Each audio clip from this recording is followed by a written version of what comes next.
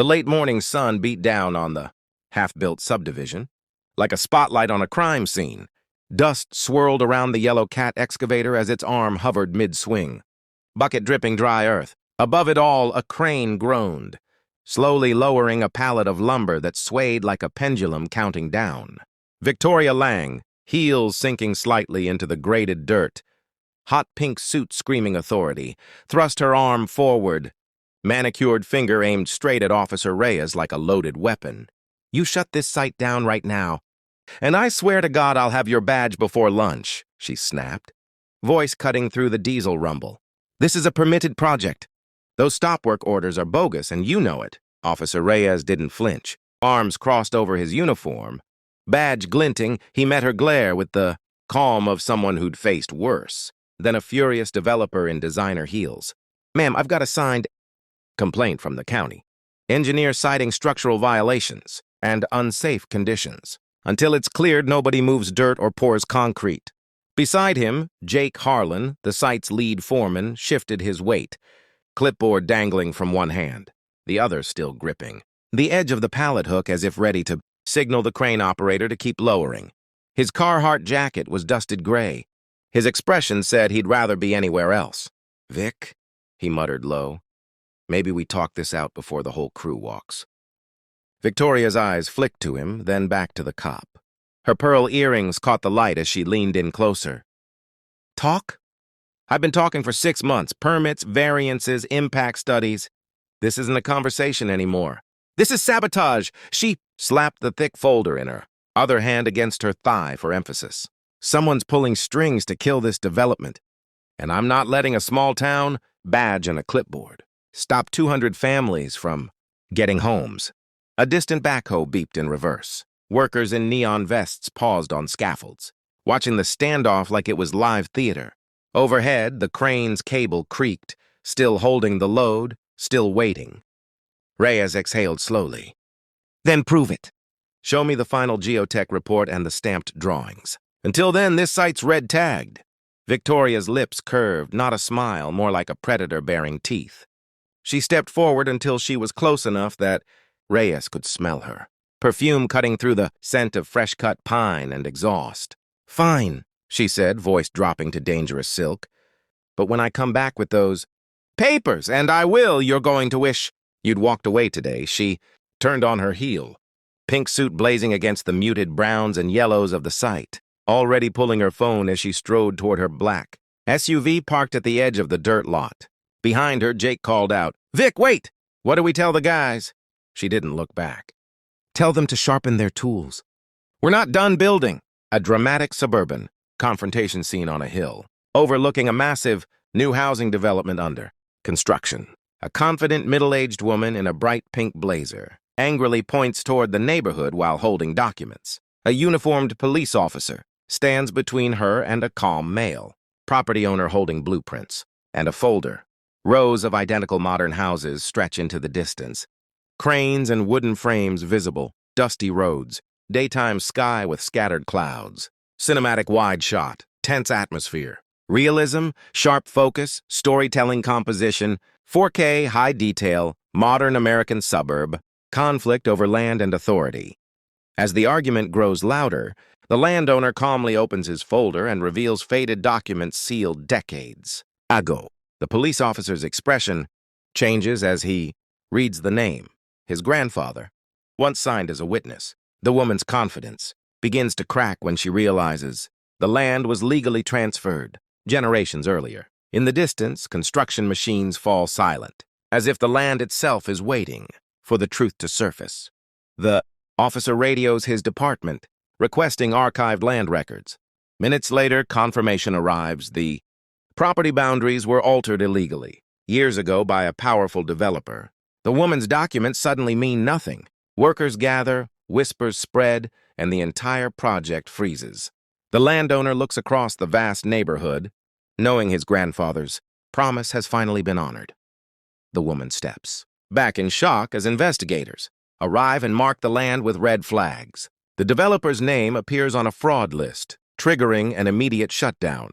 The police officer removes his cap, showing respect for the truth revealed. As the sun lowers over the unfinished homes, The landowner plants his grandfather's old boundary marker into the soil. A cinematic wide-angle scene of a tense land dispute in a modern suburban development.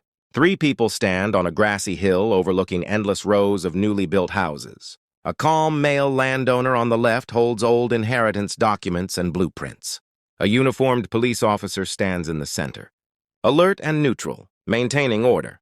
On the right, a determined woman in a bright pink suit points toward the neighborhood while holding legal papers. Clear blue sky with scattered clouds.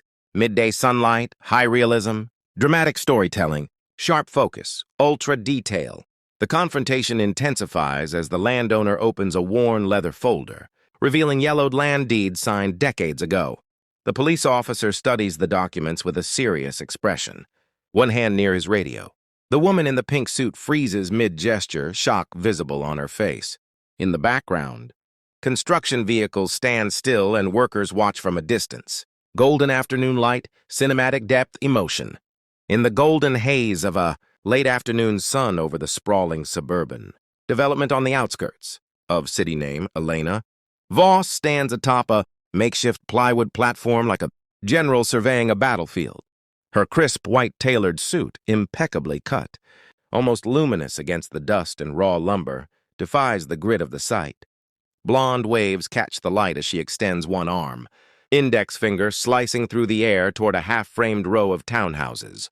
Her voice carries sharp and unyielding over the rumble of excavators and the metallic clang of scaffolding. That elevation change is wrong. Fix it by tomorrow morning, or we lose 2 weeks on drainage permits. The site foreman, arms crossed in his high-visibility vest, opens his mouth to protest, but the words die when he meets her eyes. Behind her, Marcus Hale, her quietly intense business partner in charcoal gray, watches with the faintest hint of a smile. He's the numbers man, the one who makes the spreadsheets bleed green. She's the visionary who makes cities rise. Together, they've turned crumbling industrial zones into desirable neighborhoods. But this project, the largest mixed-use community the firm has ever undertaken, is testing every limit they have.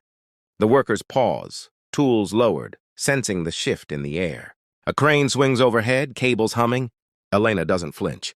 She's used to being the only woman in the room, or on the site, who isn't wearing a hard hat and steel toes. She's also used to winning, but today something feels different. A junior engineer has just handed her revised soil reports that show unexpected instability in the northern quadrant, bad enough to threaten the entire Phase 1 timeline and the $180 million financing package.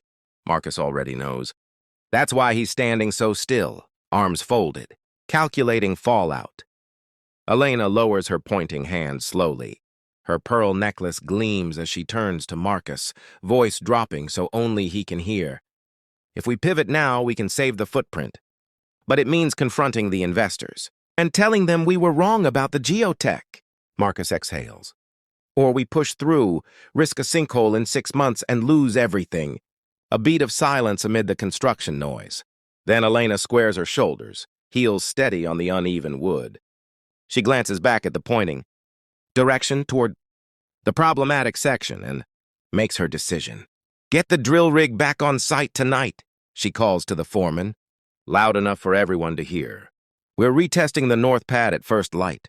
No one pours another yard of concrete until I say so. Murmurs ripple through the crew. Some nod in respect. Others exchange wary looks. Elena doesn't care. She's not here to be liked. She's here to build something that lasts. As the sun dips lower, casting long shadows across the skeletal frames of future homes, she turns to Marcus. Always.